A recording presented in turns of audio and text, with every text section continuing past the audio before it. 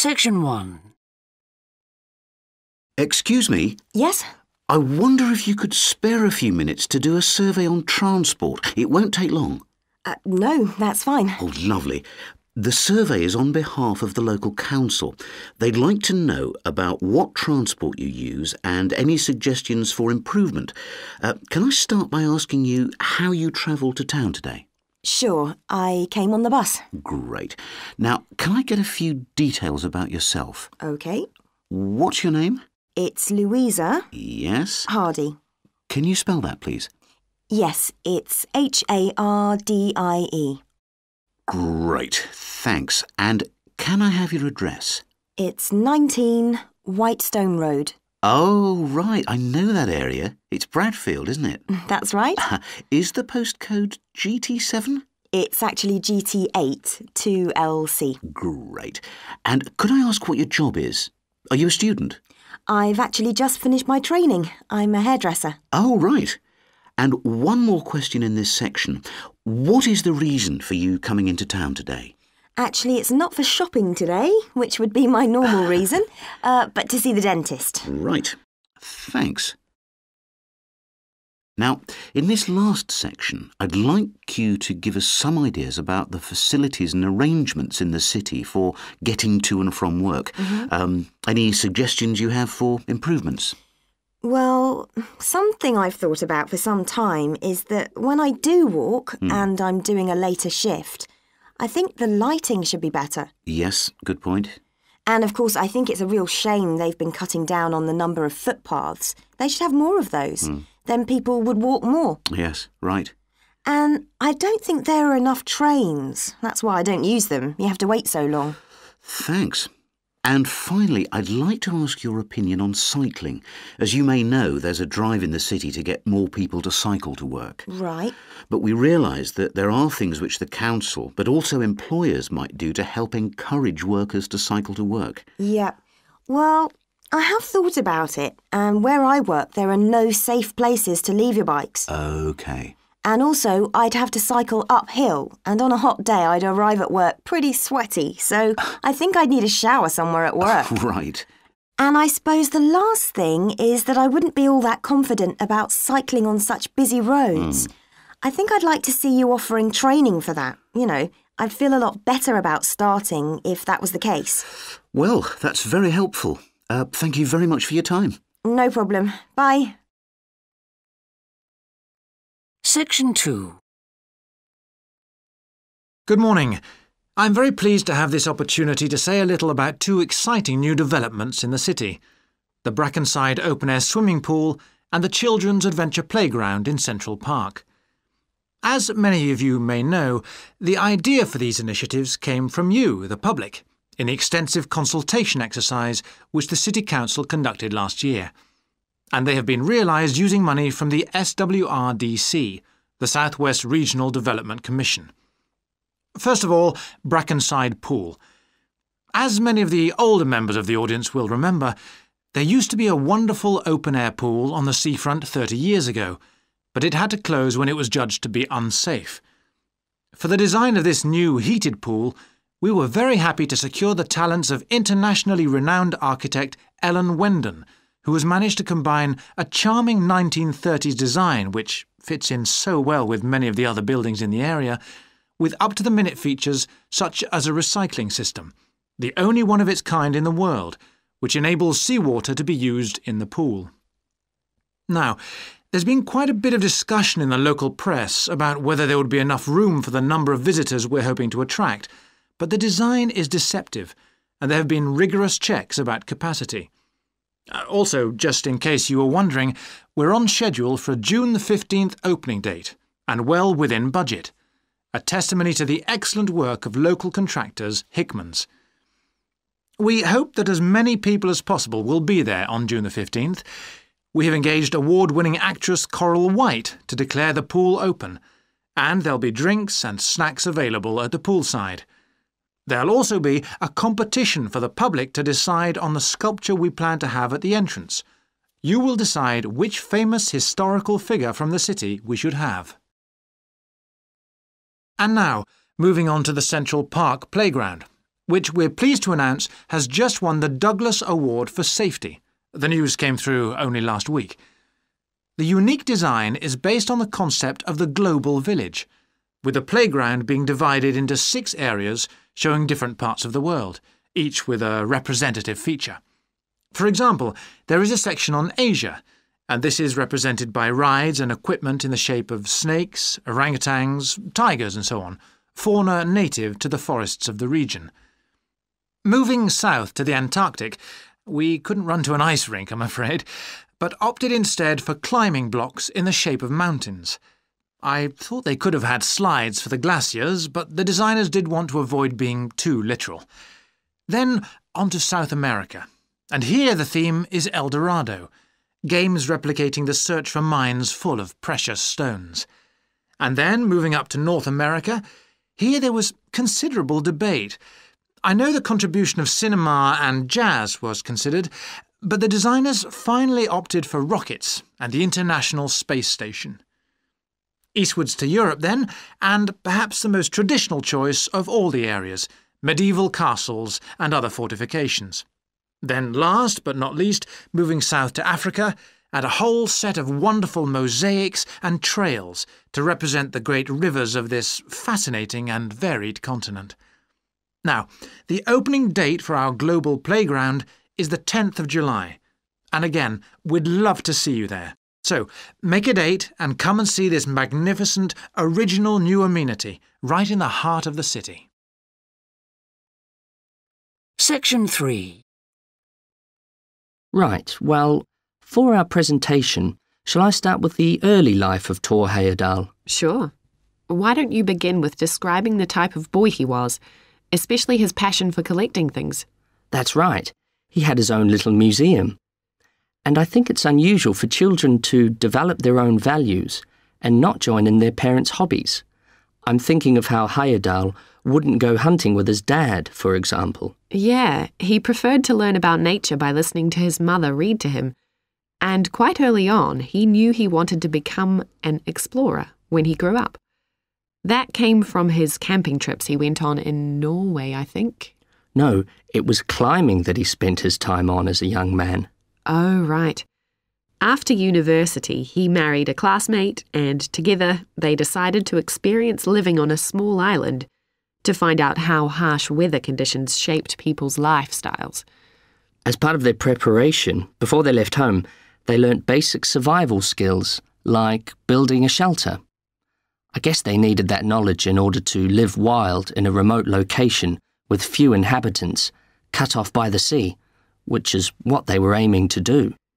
An important part of your talk should be the radical theory Heyerdahl formed from examining mysterious ancient carvings that he happened to find on the island. I think you should finish with that. OK. All right, Victor, so after your part, I'll talk about Thor Heyerdahl's adult life, continuing from the theory he had about Polynesian migration. Up until that time, of course, academics had believed that humans first migrated to the islands in Polynesia from Asia in the west. Yes, they thought that travel from the east was impossible because of the huge empty stretch of ocean that lies between the islands and the nearest inhabited land. Yes, but Heyerdahl spent ages studying the cloud movements, ocean currents and wind patterns to find if it was actually possible.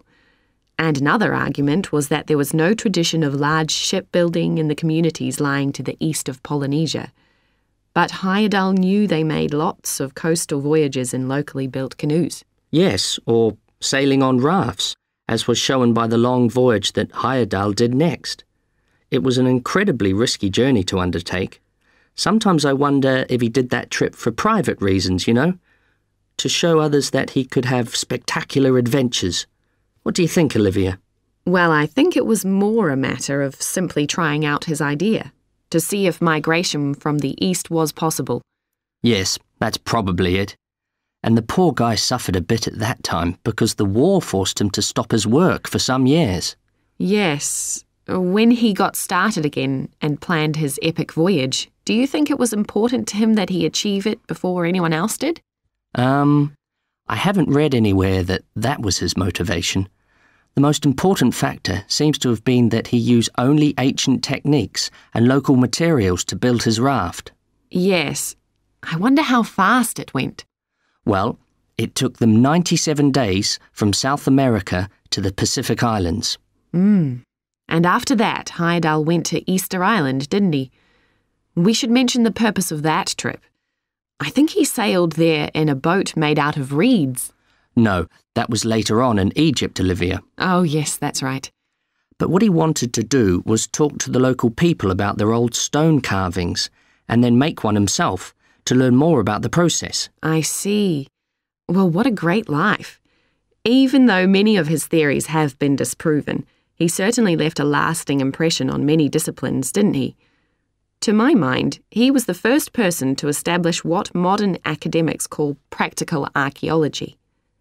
I mean that they try to recreate something from the past today, like he did with his raft trip. It's unfortunate that his ideas about where Polynesians originated from have been completely discredited. Yes. Right, well, I'll prepare a PowerPoint slide at the end that acknowledges our sources. I mainly used The Life and Work of Thor Heyerdahl by William Oliver. I thought the research methods he used were very sound, although I must say I found the overall tone somewhat old-fashioned. I think they need to do a new, revised edition. Yeah, I agree. What about the subject matter? I found it really challenging. Well, it's a complex issue. I thought the book had lots of good points. What did you think of the illustration? Section 4. Well, I've been talking to managers in a number of businesses and reading surveys about the future of management.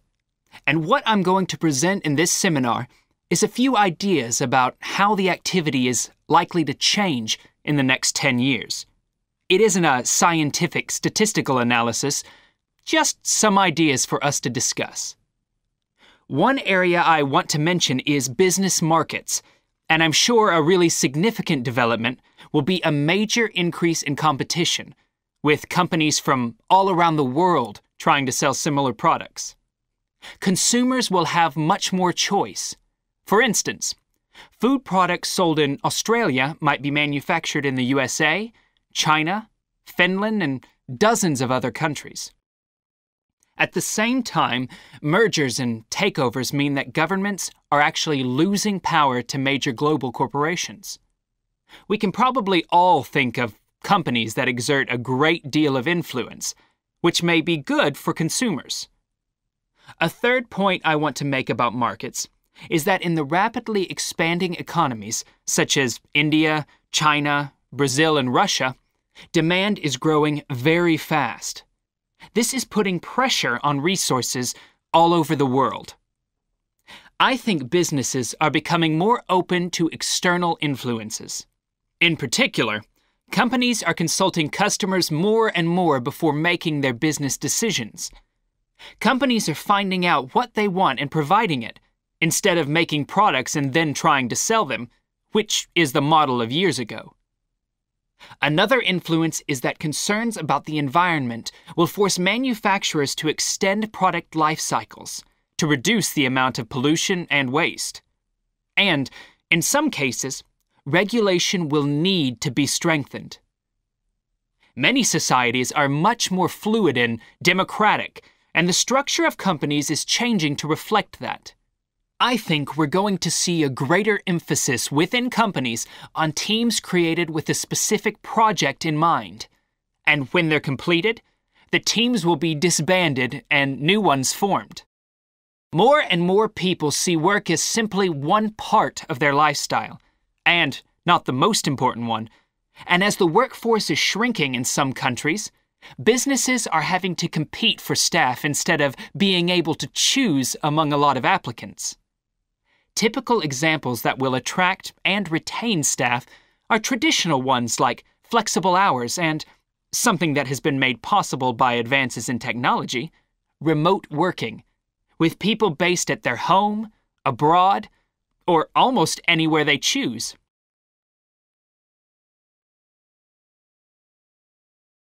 Management styles will almost certainly continue to change.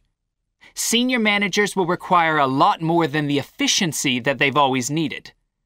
Above all, they'll need great skills in leadership so that their organization can initiate and respond to change in a fast-moving world where they face lots of competing requirements and potential conflicts. In most of the world, the senior managers of large businesses are mainly men in their 50s and 60s.